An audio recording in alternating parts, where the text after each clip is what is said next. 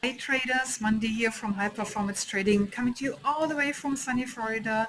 And this is Linda Rushke's beautiful backyard with the pool. I wanted to share with you some insights from a book that Linda recommended me to read. So it's called The Elements of Successful Trading from Robert Rotella. And this book was written in the 90s, 1992.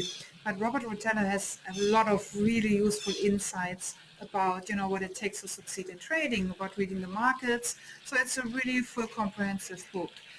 Now, he himself was a very successful trader in the pits, so he talks a lot from experiences and also observing other traders, those who failed and also those who succeeded. And what he observed in the traders who succeeded are three key elements to success. Number one, a high level of self-control. Number two, their outlook on life, their general philosophy around life. And number three, a certain level of intelligence is required. And I love that because this is not really being talked much about. It's all about, like you have to have grit and resilience. And I think it's overdone. There's so much more to trading success than grit and resilience and discipline. And that's been lost a little in, what we see on FinTwit. Now, what I also love is that when he talks about self-control, that self-control is a part of discipline, and there's internal discipline, so that's the self-control, and there's external discipline. So when you get being told what to do, being in a prop firm or in a hedge fund where you have, your trading desk manager kind of keeping you in check. And a lot of traders that come to me and they say, hey, I need someone to be accountable to, and they're looking for external self-discipline, external discipline. But in my opinion, external discipline doesn't work if there is no internal discipline. And that actually became really clear during the trading battle. I'm going to put the link as well, where we had three Marines on a trading battle. And it was Blake, and Black Morrow, it was Christopher and Alex Sparrow. And so, obviously when we prepared for the battle, I had to ask them, so do you believe that being in the military helped you to be more disciplined? And all three of them said, no way, because it's so different. And so they talked about the external discipline that they had, but that didn't mean that when they were in trading and they were their own boss and there was no external structure, that they already automatically had internal discipline. But the good news is we all can practice and learn internal discipline. So I was discussing that with Linda and we thought about, okay, so what would it really take? And, I personally think if a trader lacks internal control, right? So self-control, meaning like, for example, you want to have a six-pack or even lose weight, and then you have a craving for ice cream to be able to say, no, I don't have this ice cream.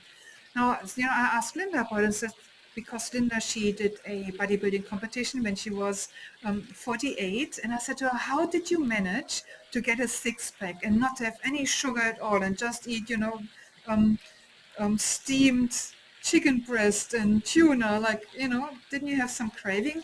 And she said, not really, because what she does is she does full immersion in the topic. So she would read um, bodybuilding magazines. She would surround herself with people who are on the same journey about, getting fit and strong and preparing for the bodybuilding competition. She would have a vision board with photos cut out what she aspired to look like. So full immersion. Then I thought, you know what? That would actually be really useful for traders because how about if you have a lack of self-control in your trading, because it can be that you have a lot of self-control in other areas of life. It doesn't mean that it automatically translates into trading.